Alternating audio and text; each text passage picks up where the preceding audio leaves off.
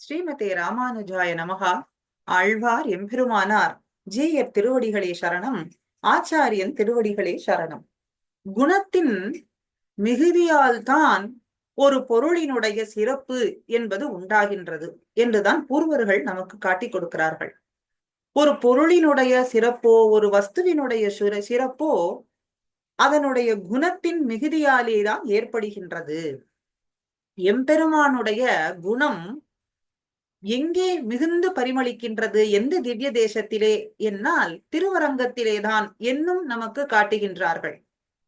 எம்பெருமானுடைய குணம் மிகுந்து இருப்பது திருவரங்கத்திலே என்ன. அப்படி அடியார்கள்லாம் அந்த குணத்திலேயே ஈடுபட்டவர்களாய் இருக்கக்கூடியவர்கள் மற்றொரு திவ்ய தேசத்தை அறிய மாட்டார்கள் என்னும் சொல்லப்படுகின்றது. எதோ வாச்சோ நிவர்த்தந்தே என்ன வேத வாக்கியம்.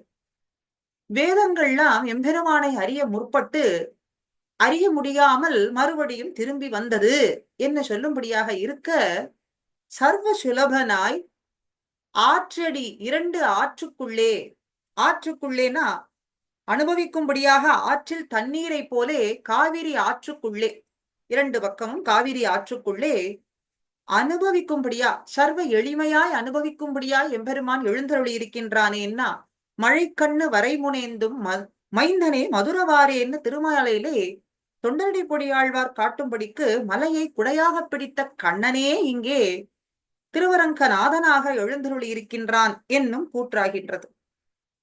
ஆசிரயிக்கத்தக்கவன், அத்தனை பேராலேயும் ஆசிரயிக்கப்படுபவன், அவன் மேன்மையை உடையவன், நீர்மையாலே உபாய தன்மையையும் கொண்டுள்ளவன், வீரியம் முதலான குணங்களாலே விரோதிகளை அழிக்கக்கூடிய தன்மையையும் கொண்டுள்ளவன், அழகு, குணம், சௌசீல்யம், சௌலபியம், மேன்மை, பரத்வம், இப்படி எல்லா குணங்களாலேயும் அத்தனை பேரையும் ஈர்க்கக்கூடியவரான பெரிய பெருமாளினுடைய இனிமை சொல்லப்படுகின்றது. பதின்மற்பாடும் பெருமாள், கஸ்தூரி நாமம் அழகிய பெருமாள் என்ன, இப்படி இந்த பெருமாளுக்கு பலபடியான சிறப்புகள்லாம் நம்முடைய பூர்வர்கள் மிக அழகாக காட்டிக் கொடுக்கிறார்கள்.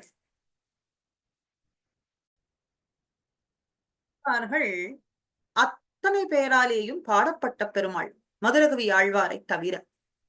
மதுரகவி ஆழ்வார் நம்மாழ்வாரை தவிர வேறு ஒரு தெய்வம் நான் அறியேன் என்று சொன்னதனாலே அவரை தவிர மற்ற ஆழ்வார்கள் அத்தனை பேராலேயும் பாடப்பட்ட பெருமான்.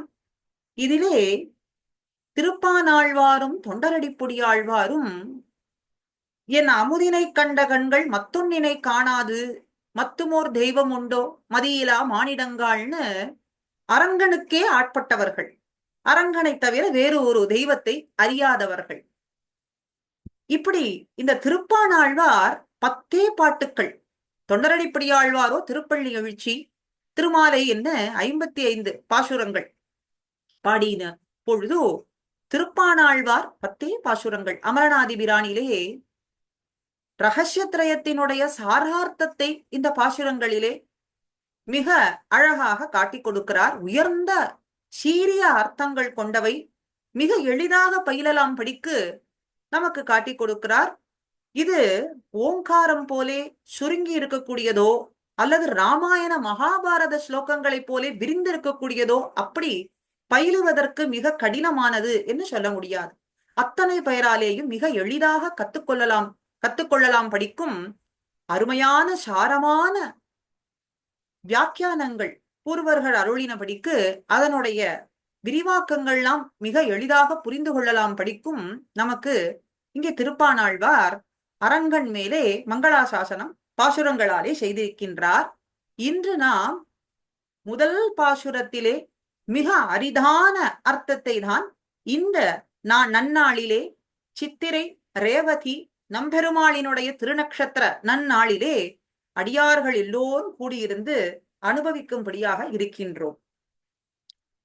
அமலன் ஆதிபிரான் அடியாருக்கு என்னை ஆட்படுத்தினான், விமலனானவன் நீதிவானவன் வேங்கடத்து எம்மான், அவன்தான் திருவரங்கத்திலேயும் எழுந்தருளி இருக்கின்றான். அவன் செய்த உபகாரங்கள் எல்லாம் சொல்லிவிட்டு இதற்கு மேலே உயர்ந்ததான உபகாரத்தை செய்தான். என்ன? அவனே வந்து எனக்கு அனுகிரகம் பண்ணினான். அவனுடைய திருக்கமல பாதங்கள், திருவடிகள் என் கண்ணுக்கு இலக்காகும்படிக்கு காட்டினான், என் கண்ணுக்குள்ளேயே இருக்கும்படிக்கும் அனுகிரகம் பண்ணினான் என்று முதல் பாட்டிலேயே எடுத்த எடுப்பிலேயே மிக அழகாக சாரமாக நமக்கு அர்த்தத்தை காட்டுகின்றார். இந்த பாசுரம் திருமந்திரம் துவயத்திலும் முமுட்சுக்கள் அவசியம் அனுசந்திக்க வேண்டியதான அர்த்தத்தை காட்டக்கூடியதான பாசுரம். திருமந்திரத்திலும் துவயத்திலும் எப்பொழுதும் இந்த முமுக்ஷு அனுசந்தேயமாக இருக்க வேண்டும் என்று சொன்னபடிக்கு அந்த அர்த்தத்தை எல்லாம் சீரியதான அர்த்தத்தை காட்டக்கூடியதான இந்த பாசுரம். முதலிலேயே அமலன் என்று சொல்றார். தாழ்ந்த தன்மைகள் இல்லாதவன், குத்தமத்தவன், தாழ்வுகளுக்கு எதிர்த்தட்டாய் இருக்கக்கூடியவன் அப்படின்னு காட்டுறார். அவன் தாழ்வற்றவன். சரி, அவன் தாழ்வற்றவனாய் இருப்பதோடு மட்டுமல்லாமல் தன்னை ஆசிரித்தவர்களையும் தாழ்வுகளை அடியோடு போக்குபவன். அதனாலே அமலன். இதனால் மோட்சத்தை அளிப்பவன் என்று சொல்லப்படுறது. தாழ்வுகளுக்கு எதிர்த்தட்டா இருக்கக்கூடியவன், தாழ்வு அற்றவன், தன்னை ஆசிரித்தவர்களினுடைய தாழ்வுகளையும் போக்கக்கூடியவன், மோட்சம் அளிக்கக்கூடியவன். அதனாலே அமலன்.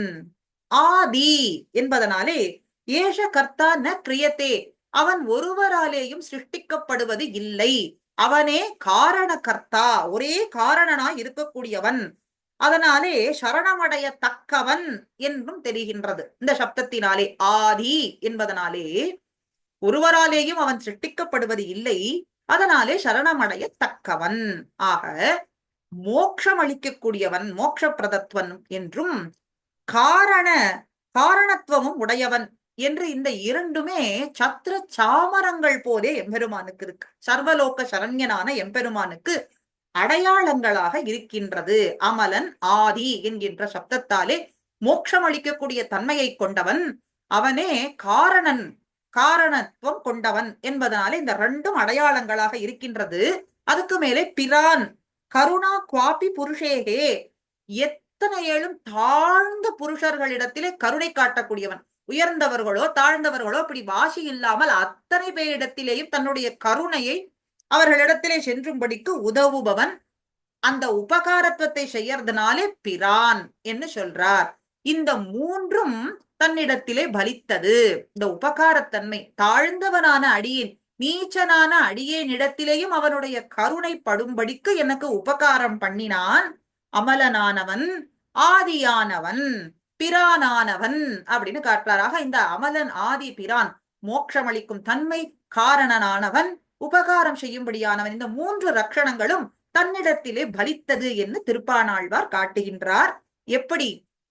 அடியாருக்கு என்னை ஆட்படுத்தினான், அடியாருக்கே என்னை ஆட்படுத்தினான். அடியாருக்கு அப்படின்னு சொல்றதுனாலே ஜீவ சமூகமும் ஜீவர்களுக்கு ஈஸ்வரனை காட்டிலும் வேறுபாடு உள்ளது அப்படிங்கறதுனால இந்த இடத்துல பக்தர், முக்தர், நித்தியர்கள்னு சொல்லப்படும்படியான அத்தனை ஜீவ சமூகமும் இந்த இடத்திலே சொல்லி, இப்படி அடியாருக்கு அவனை அல்லது அறியாத அடியார்கள், தன்னை அல்லது அறியாத அடியார்களுக்கு அனைத்தும் சேஷமாக கடவுதுன்னு சொல்றபடியாலே அனைத்தும் பாகவதர்களுக்கே சேஷமாய் இருப்பது என்பதனால இந்த இடத்துல ஏகாரத்தை சொல்லலாம். அடியாருக்கு என்னை ஆட்படுத்தினான், அடியாருக்கே என்னை அடியாருக்கே ஆட்படுத்தினான், மத்துமோர் தெய்வம் உளது என்று இருப்பாரோடு உத்திலேன் என்று பெரிய திருமொழி திருமங்கையாழ்வாருடைய வாக்கு.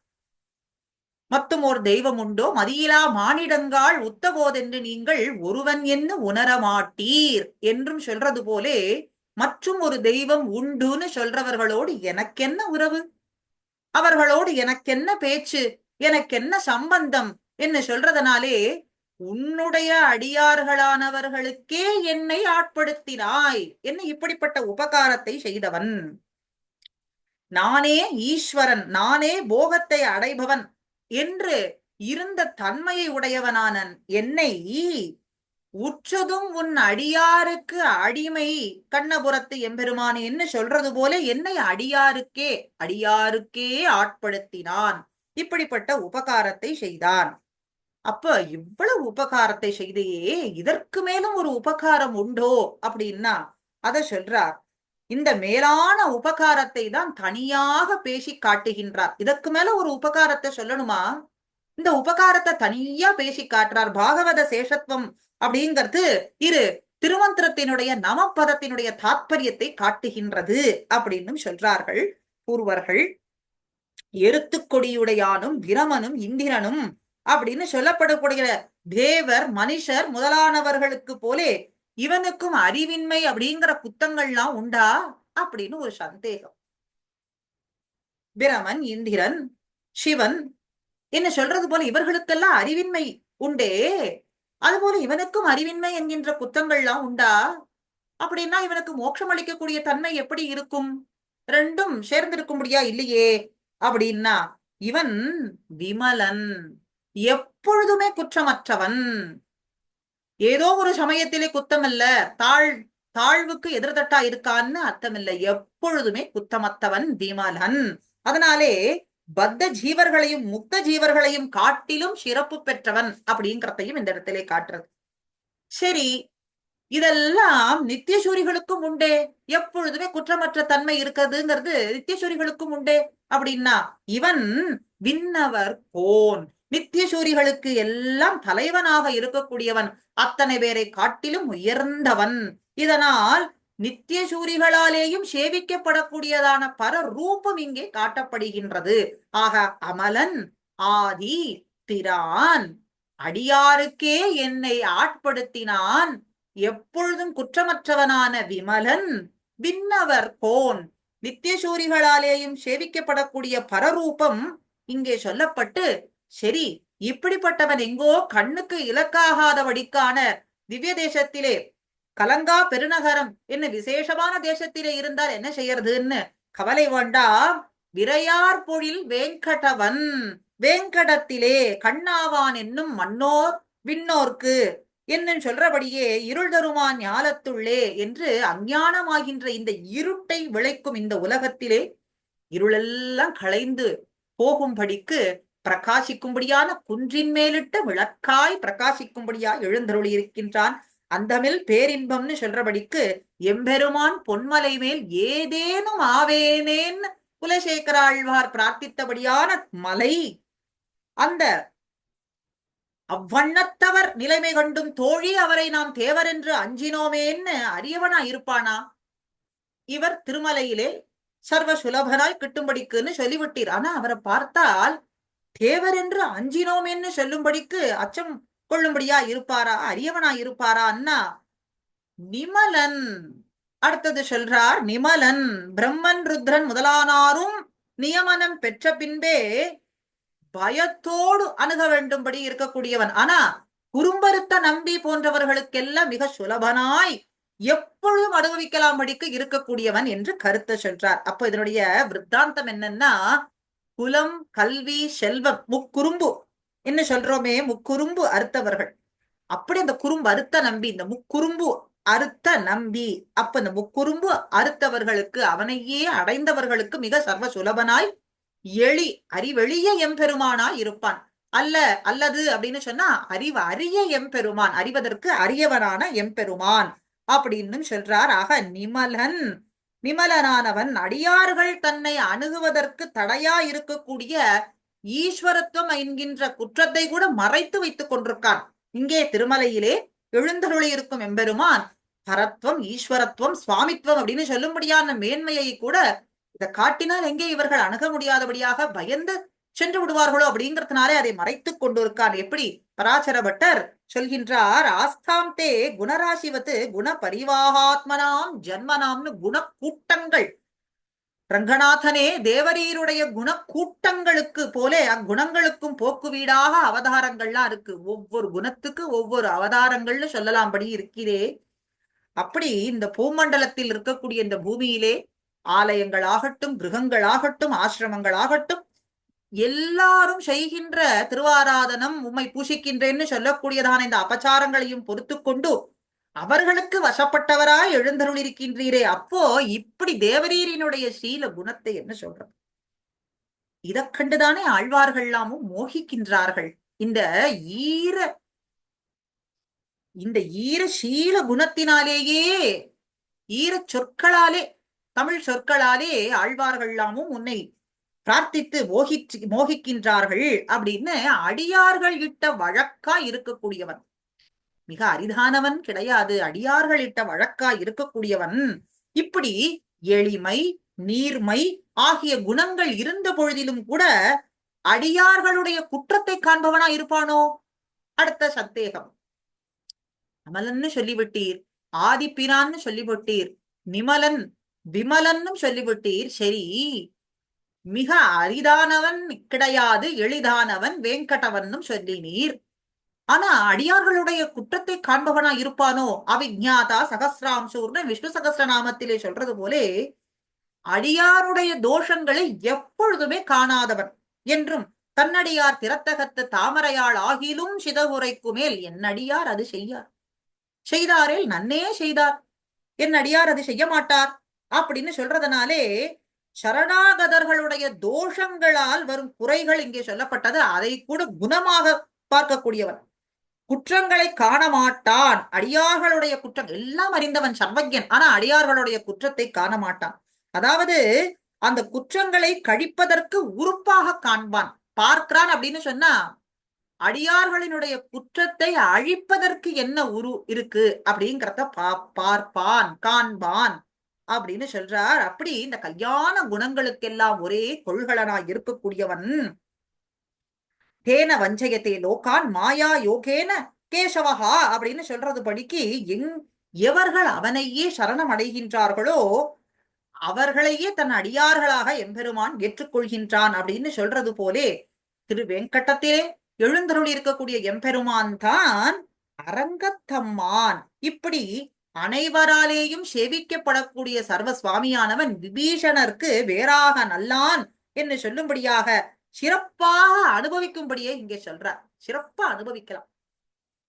வேறாக நல்லான், விபீடனருக்கு வேறாக நல்லான், நீழ்மதில் அரங்கத்தம்மான் அயோத்தி என்றும் அபராஜிதை என்றும் வேதங்களாலே கலங்கா பெருநகரம் அப்படின்னு சொல்லப்படும்படியான வைகுண்டத்தினுடைய பெருமையை இங்கே சொல்றார். கொடியணி நெடுமதில் கோபுரம் என்ன நம்மாழ்வார் வாக்குப்படி வைகுண்டத்திலே போலே கொடிகளை அலங்காரமாக கொண்ட நீண்ட மதில்களாலே நன்கு பாதுகாக்கப்படக்கூடிய திவ்ய பெருநகரம் திருவரங்கம் பூலோக வைகுண்டம் அயர்வரும் அமரர்கள் அதிபதி ஆனவன் ஆழ்வார்களால் நித்தியசூரி நாயகனாக பாடப்பட்ட தன்மையைத்தான் நாச்சியாரும் பொங்கோதம் சூழ்ந்த புவனியும் விண்ணுலகும் அங்காதும் சோராமே ஆழ்கின்ற எம்பெருமான் செங்கோல் உடைய திருவரங்கச் செல்வனார் என்று காட்டுறதுனாலே இப்படி செங்கோலை காட்டிக்கொண்டு செங்கோலாலே காட்டிக்கொண்டு கைங்கரியத்தை கொள்ளும் சேஷித்வத்தினுடைய எல்லையை காட்டும் தேசமாக இருக்கின்றது.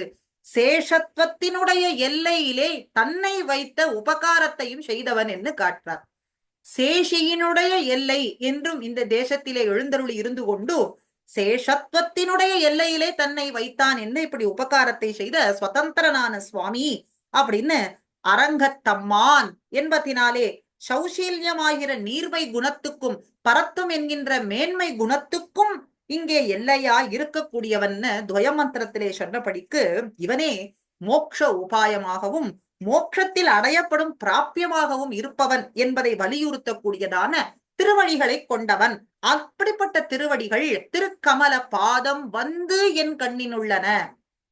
மோட்ச உபாயமாக இருக்கக்கூடியது, மோட்சத்திலே அடையப்படக்கூடிய பிராபியமா இருக்கக்கூடியது, பரிசுத்தப்படுத்தக்கூடிய தன்மையை கொண்டது, சுபாஸ்ரயமா இருக்கக்கூடியது, பாவனத்தன்மையா இருக்கக்கூடியது, இனிமையா இருக்கக்கூடியது, சுத்தப்படுத்தக்கூடிய தன்மையா இருக்கக்கூடியது, திருவாகிய லட்சுமி தேவிக்கு எப்பொழுதும் விளையாட்டு தாமரை போல இருக்கக்கூடிய திருவடிகள் வந்து ஒரு முயற்சியும் இல்லாதபடியான என்னிடத்திலே தானே வந்தது, வலியுறுத்தி ஏற்றுக்கொள்ளும்படியையும் சொன்னது. எந்த முயற்சியும் இல்லாமல் தானே கிடைத்தது அந்த திருவடிகள். இந்த திருவடிகளிலே வைத்த கண் திருப்பி எடுக்கவே முடியாதபடியாய் அப்படிப்பட்ட இனிமை இந்த இடத்துல சொல்றார். திருக்கமல பாதம் வந்து என் கண்ணினுள்ளன. திருவடிகளிலே கண் வைத்தவர்கள் கண்ணை எடுக்க மாட்டார்கள். எப்படி? தோள் கண்டார் தோளே கண்டார், தாழ் கண்டார் தாளே கண்டார்னு சொல்றது போலே அந்த திருவடிகளிலே கண் வைத்தவர்கள் கண்ணை எடுக்க மாட்டார்கள். என் கண்ணினுள்ளன ஒக்கின்றதே. தேவர் முதலானோரின் தலைவரான பிரம்மன் ருத்ரன் முதலானோருடைய சனகர், சனந்தனர், சனகாதியர்கள், சனத்குமாரர்கள் இவர்களுக்கு கூட எட்டா கனியாக இருக்கக்கூடியதான அந்த திருவடிகள் சர்வ சுலபமா எனக்கு கிடைத்ததே, மிக தாழ்ந்த என்னுடைய ஊன கண்களுக்கு மிக பக்கத்துல அருகிலே இருக்கின்றதே என்று ஆச்சரியப்படுகின்றார். என் கண்ணின் உள்ளனையே இருப்பது போல இருக்கு, கண்ணுக்குள்ளே இருப்பது போல இருக்கு. நீழ்மதில் அரங்கத்தம்மான் திருக்கமல பாதம் என் கண்ணுக்குள்ளே வந்ததே, இப்படிப்பட்ட உபகாரத்தை செய்தானே, இதை கண்டபின்பு மற்றோர் வஸ்துக்களையும் காண்பவர்கள்னு ஒருத்தர் உண்டா அப்படின்னு சொல்றார். இதனாலே இப்பாட்டில் உள்ள ஒவ்வொரு பதத்தையும் எடுத்துக்கொண்டோம்னு சொன்னா, அமலன், ஆதி, பிரான் அப்படிங்கிறதுனாலே மோட்சம் அளிக்கக்கூடிய தன்மை, ஜெகத்காரணமா இருக்கக்கூடிய தன்மை, எல்லா வகையிலும் மகா உபகாரம் செய்யக்கூடிய தன்மை பிரான் அப்படிங்கிறதுனாலே, அவற்றில் மிக சாரமாக அடியாருக்கு ஆட்படுத்தியது, எப்போதும் குறைவற்றவனா இருக்கக்கூடிய தன்மை விமலன், நித்தியசூரிகளுக்கு தலைவனா இருக்கக்கூடிய தன்மை விண்ணவர்கோன், நித்தியமான திருமேனியை உடையவனாய் இருக்கக்கூடிய தன்மை நிமலன், அனைவருக்கும் அடைவதற்கு எளியவனாய் இருக்கக்கூடிய தன்மை வேங்கடத்து எம்மான், பெரியவனாயிருந்தும் தாழ்ந்தவனோடு ஒரு நீராய் கலந்து பரிமாறும் தன்மை, அடியார் குற்றத்தை காணாது இருப்பதோடு அன்றி அதையே குணமாக கொள்ளக்கூடிய தன்மை, கைங்கேயம் கொள்பவனாய் இருக்கக்கூடிய தன்மை, கைங்கேரியம் கொள்ளுமிடமான திவ்ய தேசம், அரங்கம், அரங்கத்தம்மான், பிராட்டி தொடக்கமான அனைவருக்கும் சுவாமியாய் இருக்கக்கூடிய தன்மை, நீழ்மதில் அரங்கத்து அம்மான், அவனுடைய திருவடிகள், திருக்கமல பாதம், திருவடிகளினுடைய பரிசுத்தப்படுத்தக்கூடிய தன்மை, அவற்றினுடைய இனிமை, அந்த திருவடிகளை தாம் எந்த முயற்சியும் செய்யாத போதே அது வந்து தன்னை ஆட்கொண்டது, அனுபவிக்கும்படியாக செய்தது அப்படின்னு இந்த திருவரங்கநாதனுடைய மேல் எல்லையிலே இருக்கக்கூடிய குண சிறப்புகளை எல்லாம் இங்கே அனுசந்தித்து நாமும் அந்த குண பரிவாகத்திலே வெள்ளத்திலே சிறிது மூழ்கி இருப்பது அப்படிங்கிறது சாத்தியமல்ல. ஆழ்வார் மனோபாவம் நமக்கு கிடைக்குமா? ஒரு துளியாகிலும் நாம் எடுத்து அதை அனுபவித்தால் ஆகாதா என்கின்ற ஆசையிலே ஆழ்வார் நமக்கு காட்டி கொடுத்திருக்கார். இன்று சாதித்தது மிக சுருக்கமானது. இப்படி சொன்னது போலே வெள்ளத்திலே மூழ்குவது அப்படிங்கிறது சாத்தியம் ஆகாது. ஆனாலும் ஒரு துளி நாம் அனுபவிக்கலாம். இன்று சித்திரை ரேவதியிலே நம் பெருமாள், நமக்கான பெருமாள், நமக்காகவே வந்து எழுந்தருளி இருந்த பெருமாளினுடைய குண மேன்மையை அனுபவிக்கும்படியாக பெருமாள், பிராட்டி, ஆழ்வார் அனுகிரகம் நமக்கு எப்பொழுதும் என்றும் அவனுடைய குணத்தையும் நாமத்தையும் சொல்லும்படியான பேர் நமக்கு அனுகிரகம் புரியட்டும் என்று இந்த பதிவிலே பிரார்த்தித்துக் கொள்கின்றேன். ஸ்ரீமதே ராமானுஜாய நமகா.